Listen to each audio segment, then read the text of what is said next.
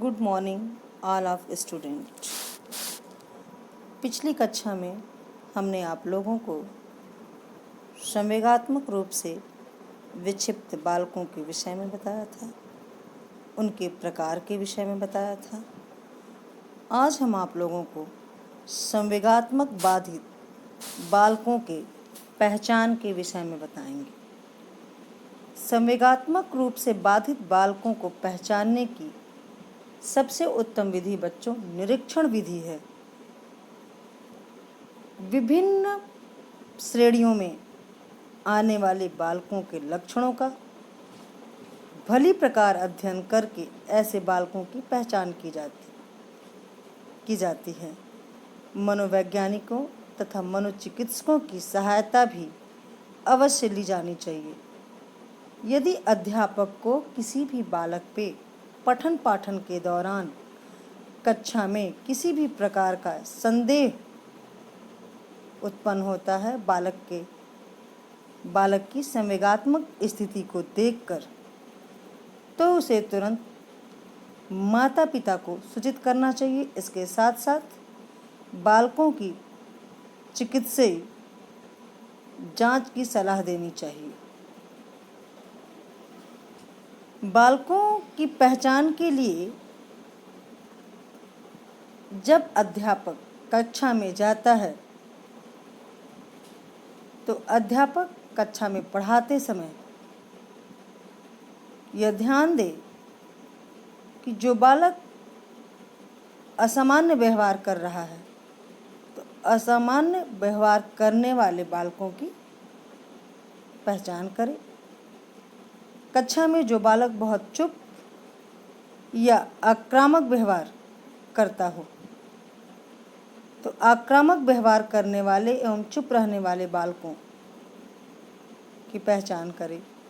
इसके साथ साथ बच्चों मनोवैज्ञानिक व चिकित्सकों द्वारा गंभीर समस्याओं में सुझाव व सहायता लें। पहले तो अध्यापक को स्वयं उस बालक से बातचीत करनी चाहिए, उसके व्यवहार के विषय में जानना चाहिए, इसके साथ साथ उसे समझाने का प्रयास करना चाहिए। लेकिन अगर अवस्था गंभीर है, उन स्थितियों में अध्यापक को मनोवैज्ञानिक व चिकित्सकों द्वारा उस बालक की गंभीर समस्याओं के विषय में सुझाव व सहायता लेनी चाहिए। इसके साथ साथ परिवार के लोगों से मिलकर बालक के व्यवहार के विषय में पता करना चाहिए कि क्या कारण है कि बालक का व्यवहार आक्रामक है। परिवार में आक्रामक या बहुत हठी व्यवहार करने वाले बालकों के विषय में भी परिवार के सदस्यों यानी माता पिता, अभिभावक, भाई बहन एवं सामाजिक लोगों से मिलना चाहिए और उन कारणों का पता करना चाहिए जिन कारणों के कारण बालक का स्वभाव आक्रामक एवं जिद्दी हो जाए। इसके साथ साथ विद्यालय में असमायोजित तनाव व कुंठित बालक, विद्यालय में ऐसे बालक विद्यालय में समायोजन स्थापित नहीं कर पाते हैं, तो इन बालकों का विद्यालय में असमायोजन क्यों उत्पन्न हो रहा है, किन कारणों से विद्यालय में समायोजन नहीं कर पा रहे हैं, उन कारणों का पता लगाना, उनके तनाव का पता लगाना, साथ ही साथ ये बालक कुंठित क्यों है, ऐसी स्थितियों का ध्यान में रखकर ही बालक की पहचान की जाती है। जो बालक विद्यालय में असमायोजित हो, तनावपूर्ण स्थिति उत्पन्न करता हो और कुंठित हो, उन बालकों को संवेगात्मक बालक की श्रेणी में रखना चाहिए। इसके साथ साथ बच्चों ऐसे बालकों की पहचान के लिए व्यवहारिक लक्षणों को विश्वसनीय नहीं माना जा सकता है। इसी कारण उनके अचेतन मस्तिष्क की स्थिति को जानना आवश्यक हो जाता है। इसके लिए मनोवैज्ञानिक परीक्षणों का प्रयोग किया जाता है। इस प्रकार से बच्चों ऐसे बालकों की पहचान के लिए व्यवहारिक लक्षणों को विश्वसनीय नहीं माना जाता है। इसी कारण उनके अचेतन मस्तिष्क की स्थिति को जानना आवश्यक हो जाता है। इसके लिए मनोवैज्ञानिक परीक्षणों का प्रयोग किया जाता है। तो मनोवैज्ञानिक परीक्षणों में सबसे पहले रोसार्क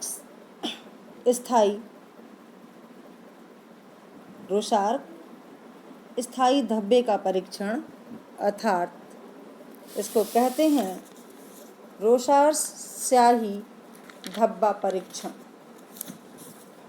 इस परीक्षण में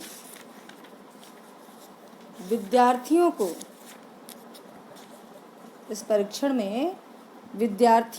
10 स्याही के धब्बों 10 स्याही के धब्बों जो कि 10 कार्डों पे छपे होते हैं के प्रति प्रतिक्रिया करनी होती है। इस परीक्षण में जो उत्तरों को निर्धारित करने में वास्तविकता का बहुत कम हाथ होता है। स्याही के धब्बों के माध्यम से व्यक्ति अपने अचेतन को अर्थपूर्ण शब्दों में व्यक्त करता है। वह उन धब्बों के अनुसार अपनी सोच उनमें व्यक्त करता है। जो अचेतन मन में उनकी अभिव्यक्ति है उसको वह व्यक्त करता है। इसमें वह मनोवैज्ञानिक तथ्यों के प्रति समन्वय करता है। स्याही धब्बों के माध्यम से व्यक्ति अपने अचेतन को अर्थपूर्ण शब्दों में व्यक्त करता है और इसमें वह मनोवैज्ञानिक तथ्यों के प्रति समन्वय, प्रक्षेपण और अभिव्यक्ति करता है। इस परीक्षण द्वारा व्यक्ति के संज्ञानात्मक, क्रियात्मक और भावनात्मक तीनों पहलुओं का अध्ययन किया जाता है। इस परीक्षण पर संस्कृति का कोई प्रभाव नहीं पड़ता। इसका प्रशासन केवल प्रशिक्षित व्यक्तियों द्वारा ही किया जा सकता है। यह परीक्षण इतने व्यापक रूप में हुआ है कि इसके महत्व को अनेक विद्वानों ने अपने अपने ढंग से व्यक्त किया है। थ्रस्टर महोदय ने कहा कि मनोवैज्ञानिकों द्वारा प्रयोग किए जाने वाले सैकड़ों परीक्षण में रोर्सा का अपना विशिष्ट स्थान है। मोन्स ने कहा, रोर्सा का उद्देश्य समग्र व्यक्तित्व के संबंध में सूचना देना है। इस प्रकार से रोर्सा परीक्षण व्यक्तिगत रूप से प्रशासित किया जाता है, पर इसका सामूहिक परीक्षण भी संभव है। इससे औपचारिक क्षेत्र में मानसिक रोगों का निदान करना संभव है एवं व्यक्तित्व के अनेक गुणों एवं सामान्य प्रवृत्तियों का पता लगाया जाता है। इसी कारण चिकित्सा क्षेत्र में इसका व्यापक रूप से प्रयोग किया जाता है। दूसरा आता है बच्चों अंतश्चेतना विभोधन परीक्षण। इस परीक्षण में व्यक्ति को अंतश्चेतना, उसकी अवचेतन मन में जो बातें हैं वह उन बातों को निकाला जाता है। उन बातों को मनोवैज्ञानिक बातचीत के द्वारा उनको सम्मोहित करके उनसे बातचीत करके पूछते हैं कि उनके साथ क्या उनकी पूर्व की बातों को उनसे पूछकर समस्या का समाधान करते हैं। तीसरा आता है बच्चों वाक्य पूर्ति परीक्षण। व्यक्तित्व गुणों के मापन में वाक्य पूर्ति परीक्षण का प्रारंभ पाइन महोदय ने किया। इसके पश्चात टेंडलर ने 1930 में एक वाक्य पूर्ति परीक्षण प्रकाशित किया। उसने इसका नाम संवेगात्मक अंतर्दृष्टि का परीक्षण रखा। जिसमें उसने अंतर्दृष्टि, संवेगात्मक अंतर्दृष्टि का परीक्षण रखा। इसमें 20 पद थे, जैसे मैं सुख का अनुभव करता हूँ डैश डैश, यानी खाली स्थान। अब उसमें उस विद्यार्थी को भरना है। मैं असत्य बोलता हूँ आदि, फिर खाली स्थान छोड़ दिया गया। अब इसको पूर्ति करना है। उसका उद्देश्य ये होता है कि परीक्षार्थी की, जो विद्यार्थी है, विद्यार्थी की प्रवृत्ति, उसकी अभिवृत्तियों, इच्छाओं के संघर्ष, संतोष एवं असंतोष आदि का पता लगाना था। उसकी कसौटी एक ऐसे परीक्षण की रचना करना था जो प्रत्यक्ष रूप से संवेगात्मक प्रतिक्रियाओं का पता लगा सके। अतः उसने व्यक्तित्व प्रश्नावली एवं स्वतंत्र साहचर्य विधि का प्रयोग नहीं किया। व्हीलर ने वाक्य पूर्ति परीक्षण के एक अन्य प्रतिरूप का प्रयोग किया। इसमें विद्यार्थियों से कुछ विशेषणों के रूपक देने को कहा जाता है, जैसे इतना प्रसन्न जितना। इसी प्रकार से कैमरान ने भी सामान्य बालकों, सामान्य प्रौढ़ों एवं मनोविकृति से ग्रस्त वृद्धों पर वाक्य पूर्ति का अध्ययन प्रकाशित किया। इसमें 15 अपूर्ण वाक्य थे, जैसे मैं अस्पताल में हूँ क्योंकि खाली स्थान, एक व्यक्ति सड़क पर गिरा पड़ा है क्योंकि आदि। परीक्षण का प्रशासन मौखिक रूप से किया जाता है एवं विश्लेषण गुणात्मक आधार पे किया जाता है।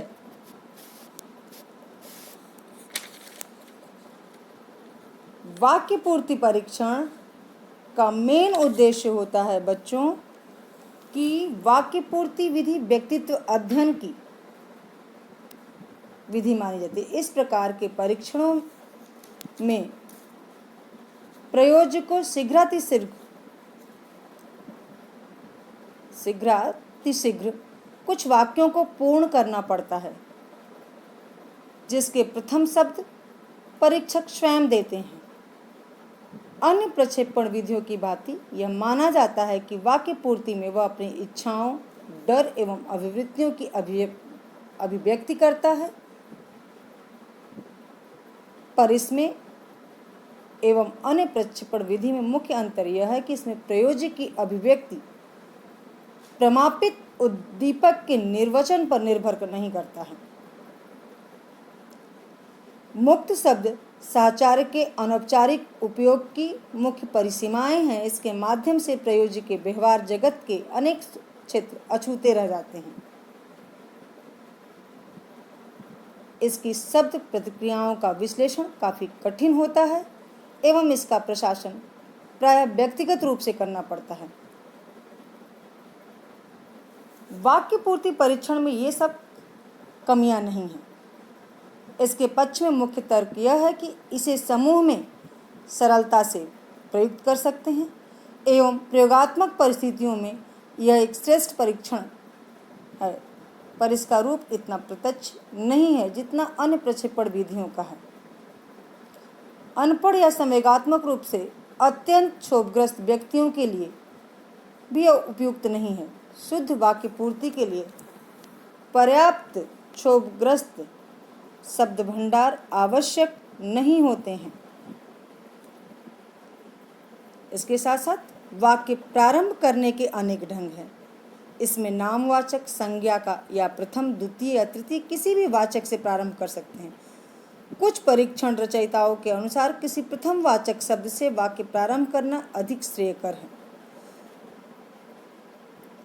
थैमेटिक अपरसेप्शन टेस्ट की भांति यह परीक्षण व्यक्तित्व गुणों के बारे में सूचना देता है, न कि व्यक्तित्व रचना के संबंध में। यह इच्छाओं, अभिवृत्तियों, व्यक्तियों के प्रति विशिष्ट प्रतिक्रियाओं आदि पर प्रकाश डालता है। सामाजिक अभिवृत्तियों के मापन में इस विधि का उपयोग हुआ और इस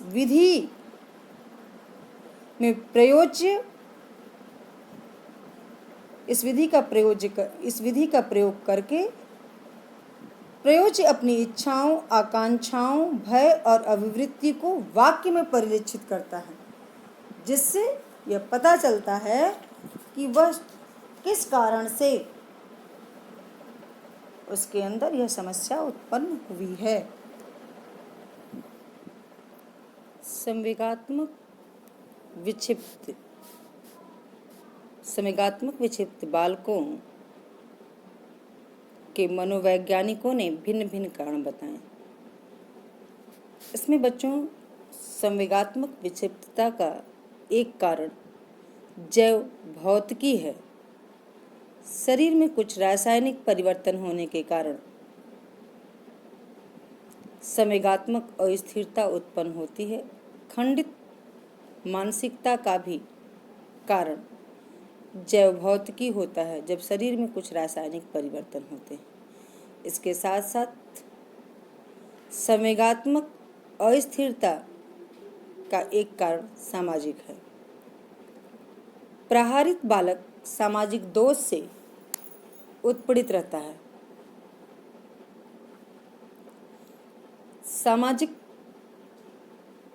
सामाजिक दोष से तात्पर्य है कि समाज में उसे वह स्थान नहीं मिलता है जिसे वह चाहता है।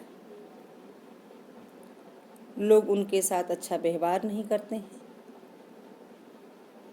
उन्हें आरोपित करते हैं, कहीं न कहीं उनको नकारते हैं, और यह नकारने यानी उनको स्वीकार न करने के कारण इन बालकों में संवेगात्मक अस्थिरता आ जाती है। व्यवहार एक कारण व्यवहारात्मक है। बच्चे का माता पिता के साथ व्यवहार, माता पिता का बच्चों के साथ व्यवहार, अध्यापक का बच्चों के साथ व्यवहार, परिवार के लोगों का बच्चों के साथ व्यवहार, भाई बहन, मित्रगण, समाज, इन सभी लोगों का व्यवहार अगर बच्चे के साथ अच्छा नहीं होता है, स्नेह प्रेम एवं करुणा का नहीं होता है, उन्हें हर बात पे डांटते हैं, झल्लाते हैं, तो व्यवहार के कारण व्यवहार संबंधी दोषों को संवेगात्मक अस्थिरता के कारणों में रखा जाता है। मनोवैज्ञानिक कारण बालकों की आवश्यकताओं की पूर्ति न हो पाना, इच्छाओं की पूर्ति न हो पाना, जिससे कि वह दब जाते हैं। वह आवश्यकताएं और इच्छाएं उनके अचेतन मस्तिष्क में चली जाती हैं।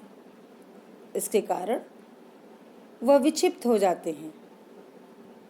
यदि इन बालकों को प्रक्षेपित परीक्षण दिया जाए तो सही कारण का पता चल जाएगा। यह कारण अधिक विश्वसनीय तथा सार्थक होता है। कुछ मनोवैज्ञानिक संवेगात्मक अस्थिरता या बाधिता का कारण बालक और उसके वातावरण के में अंतरक्रिया को बताते हैं। इसे पारिस्थितिकीय प्रतिमान माना जाता है। स्वाप और उनके साथियों के अनुसार संवेगात्मक विक्षिप्त बालक और उसके वातावरण के बीच आपसी अनुकूलनशीलता का अथवा वातावरण की प्रत्याशाओं में असंगति का फल होता है। संवेगात्मक विक्षिप्त बालकों के कारणों के साथ साथ इन कारणों से संवेगात्मक रूप से विक्षिप्त बालक हो जाते हैं।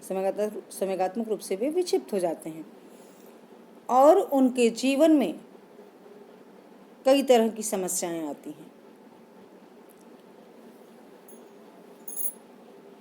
उनकी समस्याएं किस प्रकार की होती हैं? तो सबसे पहले आचरण की समस्या आती है। उनके जीवन में सबसे पहले समस्या जो आती है वह आचरण की होती है बच्चों। क्योंकि इस प्रकार की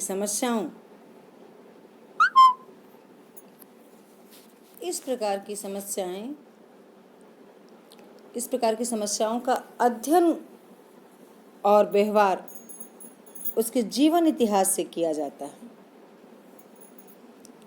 व्यवहार के अंतर्गत, बच्चों का जो व्यवहार होता है उसके अंतर्गत वह आज्ञा को नहीं मानते हैं, अध्यापक द्वारा कही गई बातों को सुनते नहीं हैं, अनुशासनहीनता करते हैं, माता पिता के द्वारा कही गई बातों को नहीं सुनते हैं।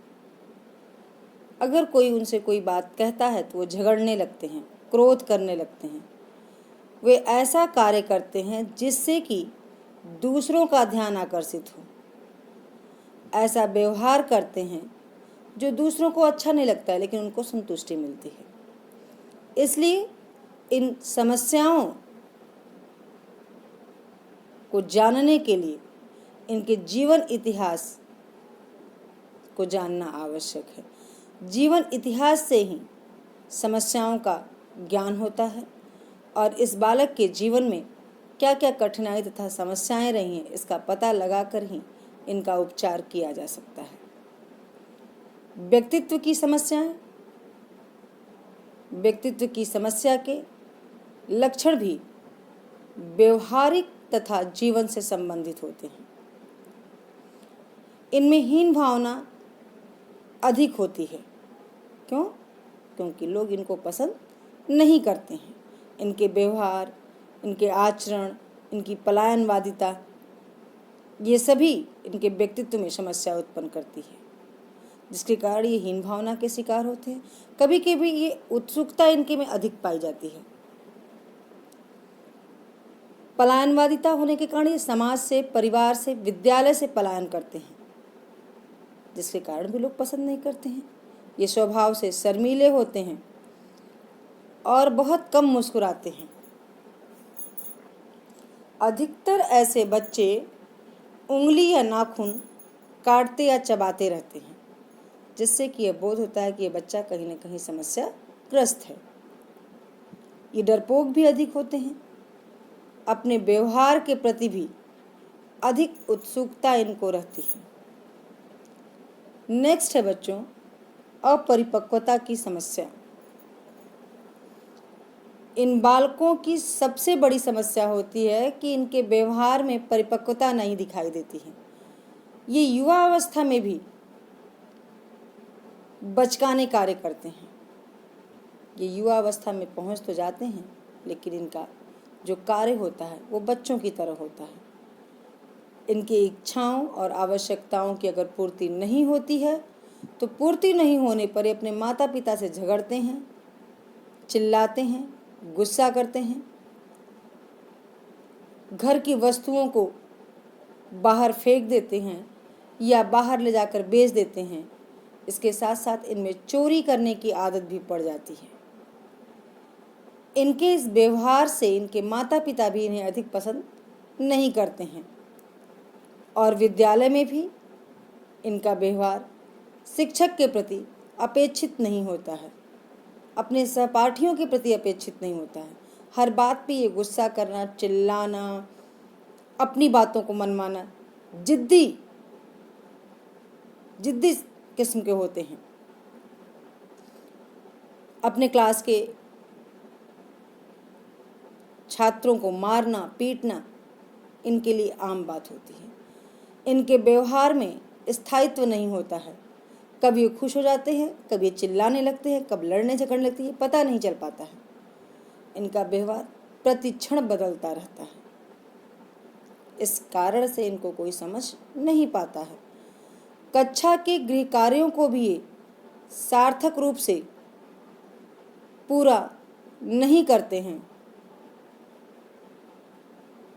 इसलिए शिक्षक भी इन पर ध्यान नहीं देता है और पुनर्बलन पर भी ध्यान भी नहीं देता और पुनर्बलन पर भी ध्यान नहीं देता है, क्योंकि इनका व्यवहार कक्षा में अध्यापक के प्रति, विद्यालय के अन्य कर्मचारियों के प्रति, छात्रों के प्रति, विद्यालय की गतिविधियों के प्रति हमेशा नकारात्मक रहता है। ये वो कार्य करते हैं जो अनुशासनहीनता का द्योतक होता है। ये कॉलेजों, स्कूलों के नियमों को अपने अनुसार चलाना चाहते हैं, जिसके कारण इनके अंदर ये समस्याएं पाई जाती हैं। इन समस्याओं को समझने के पश्चात ही इनका उपचार किया जा सकता है।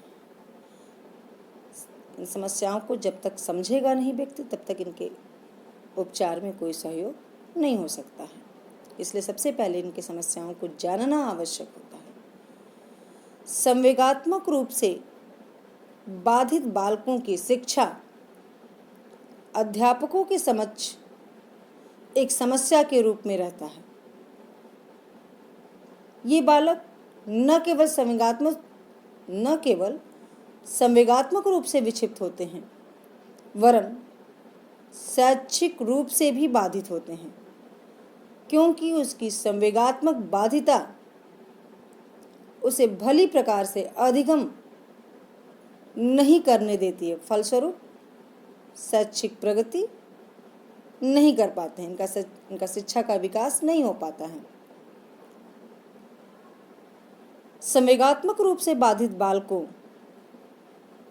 के शिक्षा के क्षेत्र में अत्यधिक समस्याएं आती हैं। इसलिए संवेगात्मक रूप से बाधित बालकों के लिए शिक्षा की व्यवस्था करते समय विशेष बातों का ध्यान रखना आवश्यक होता है। जैसे व्यक्तिगत अवधान। जिन बालकों में संवेगात्मक अस्थिरता और बाधिता प्रथम चरण में है, इनका उपचार अध्यापक व्यक्तिगत ध्यान देकर कर सकता है। व्यक्तिगत ध्यान देने से अध्यापक न केवल बालक को अधिक गहराई से समझता है, वरन उसकी असुरक्षा की भावना, भय का कारण व चिंता को दूर करने का भी प्रयास करता है और दूर करता भी है। बहुत हद तक वह दूर करने का प्रयास भी करता है और दूर करता भी है।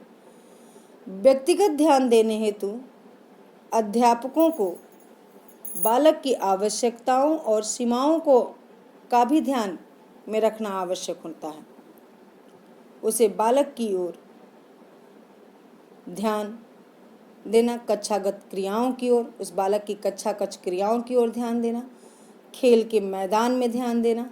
इसके साथ साथ पारिवारिक परिस्थितियों की भी जानकारी लेना। बच्चे के माता पिता से मिलकर परिवार की स्थिति में जानना, परिवार के लोगों के विषय में जानना, माता पिता के व्यवहार के विषय में जानना, आसपास पड़ोस के लोगों से मिलकर उस बच्चे के विषय में जानना, जिससे कि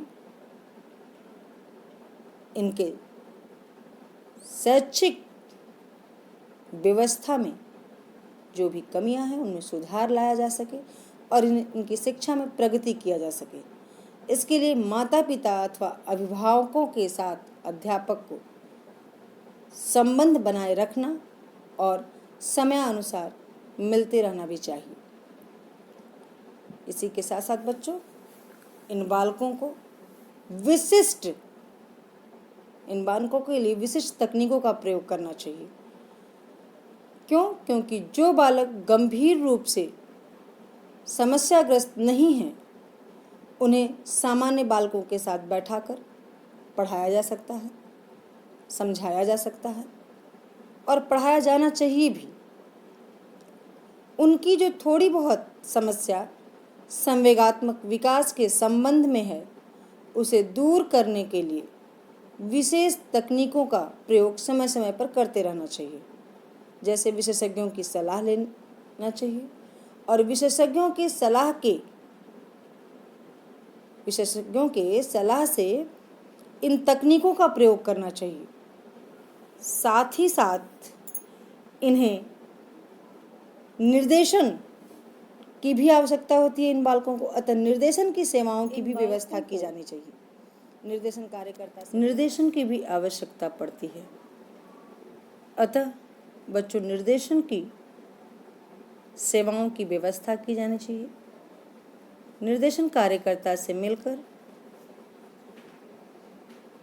उनके विषय में सलाह लेनी चाहिए और प्रशिक्षण एवं कौशलों की जानकारी के पश्चात इन बालकों की समस्याओं का समाधान करना चाहिए।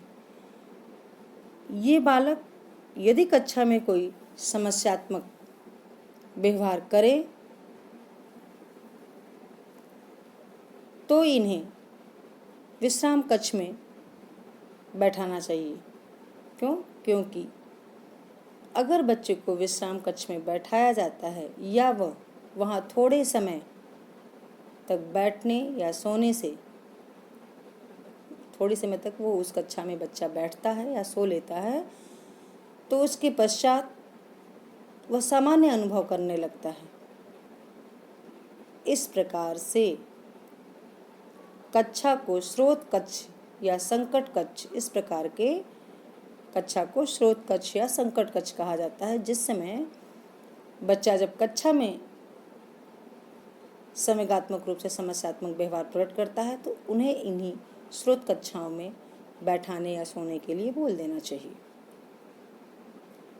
इसके साथ साथ विशेष कक्षा की व्यवस्था, जो बालक कुछ गंभीर रूप से संवेगात्मक विक्षिप्तता का प्रदर्शन करते हैं उनके लिए विशेष कक्षाओं का आयोजन किया जाना चाहिए। इन कक्षाओं को सामान्य कक्षाओं के साथ आयोजित किया जाता है।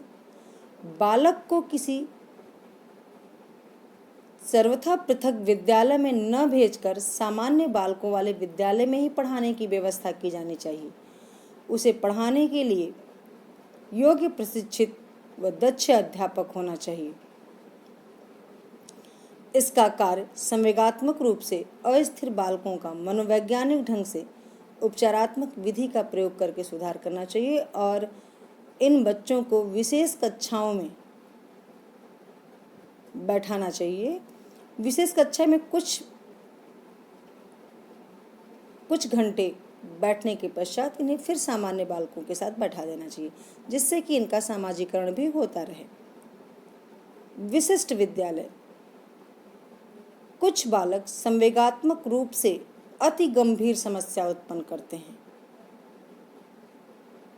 जिन्हें सामान्य विद्यालयों में पढ़ाना संभव नहीं होता है, जैसे खंडित मानसिकता वाले बालक, स्वविमोहित बालक।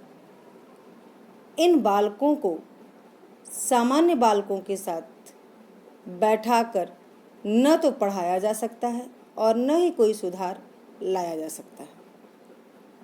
साथ ही ऐसे बालकों को अगर हम सामान्य बालकों के साथ बैठाते हैं तो ये उन बालकों के लिए भी समस्या उत्पन्न करते हैं। इसलिए इन्हें विशेष विद्यालयों की व्यवस्था होनी चाहिए। इन्हें विशेष विद्यालयों में पढ़ाना जाना चाहिए। इन विशेष विद्यालयों में प्रथम बालक की मनोवैज्ञानिक ढंग से जांच की जाती है। उसके पश्चात उपचारात्मक विधियों का प्रयोग किया जाता है। थोड़ा उपचार हो जाने पर ही शिक्षा आरंभ की जाती है, जो पूर्णतः प्रशिक्षित एवं कौशल युक्त अध्यापकों, विशेषज्ञों, प्रशिक्षित अध्यापकों, साधन संपन्न अध्यापकों, मनोवैज्ञानिकों और मनोचिकित्सकों के मिले जुले प्रयासों पर आधारित होता है। आवश्यक समायोजन, संवेगात्मक रूप से विक्षिप्त बालकों की अनेक विशेष आवश्यकताएं हैं और इन विशेष आवश्यकताओं के अनुसार उनके लिए आवश्यक समायोजन करना अनिवार्य है। जैसे मनोचिकित्सा हेतु सप्ताह में कुछ दिन व समय उनके लिए निश्चित करना, अध्याय को छोटे छोटे भागों में बांटकर पढ़ाना, एक साथ नहीं पढ़ाना। क्यों? क्योंकि इनकी अधिगम पावर कम हो जाती है। संवेगात्मक विक्षिप्तता, अत्यधिक संवेगात्मक अस्थिरता के कारण इनमें अधिगम की प्रक्रिया धीमी होती है, जिसके कारण अध्याय को छोटे छोटे भागों में बांटकर पढ़ाना चाहिए। बालक के अनुचित व्यवहार के लिए दंड न देना। बालक जब अनुचित व्यवहार करता है उसे प्रेम और स्नेह के साथ समझाना चाहिए, सहयोग करना चाहिए उनकी समस्याओं को समझना चाहिए। उन्हें दंड नहीं देना चाहिए, बल्कि उन्हें समझाना चाहिए। अच्छे व्यवहार को कई बार सरलीकृत करना, अच्छा व्यवहार उनके सामने कई बार प्रकट करना, और जब वो अच्छा व्यवहार अध्यापक को उनके साथ अच्छा व्यवहार प्रकट करना चाहिए, और जब बालक अच्छा व्यवहार प्रकट करता है तो उसे पुरस्कृत करना चाहिए, जिससे कि उसको ये पता चले कि जब वह अच्छा व्यवहार करता है तो उसे स्नेह, प्रेम और करुणा के साथ साथ पुरस्कार भी मिलता है। से उसके अंदर की आत्मविश्वास की भावना जागृत होती है। बालक के लिए भिन्न सफलता मानदंड प्रयुक्त करना चाहिए। सामान्य बालकों की तरह इनकी सफलता का मानदंड नहीं अपनाना चाहिए। इनके लिए अलग तरीके से सफलता का मानदंड अपनाना चाहिए। साधन अध्यापक, मनोवैज्ञानिक और विशेषज्ञ के निर्देशन के अनुसार अन्य सभी प्रकार के समायोजन की व्यवस्था करनी चाहिए। आवश्यक समायोजन हेतु संवेगात्मक रूप से विक्षिप्त बालकों के साथ परिवार व उसके साथियों का विशेष योगदान, उनके परिवार एवं साथियों को विशेष योगदान देना पड़ता है। उनके परिवार में माता पिता को बच्चे से स्नेह, प्रेम, सहयोग एवं करुणा की भावना रखनी चाहिए। इसके साथ साथ बच्चों पर विशेष ध्यान देना चाहिए, बच्चे की रुचियों पर ध्यान देना चाहिए, बच्चे की आवश्यकताओं पर ध्यान देना चाहिए, और अपने व्यवहार को बहुत विनम्र बनाए रखना चाहिए। उनके भाई बहन भी ऐसे बालकों के भाई बहन को भी अपने इस तरह के बालकों पर ध्यान देना चाहिए। उनके जो दोस्त होते हैं, सहपाठीगण होते हैं, उन्हें भी सहयोग के लिए प्रोत्साहित करना और ये कहना चाहिए कि इनका सहयोग कीजिए, क्योंकि चिकित्सा और उपचार बच्चों सीमित समय के लिए होता है। एक सीमित समय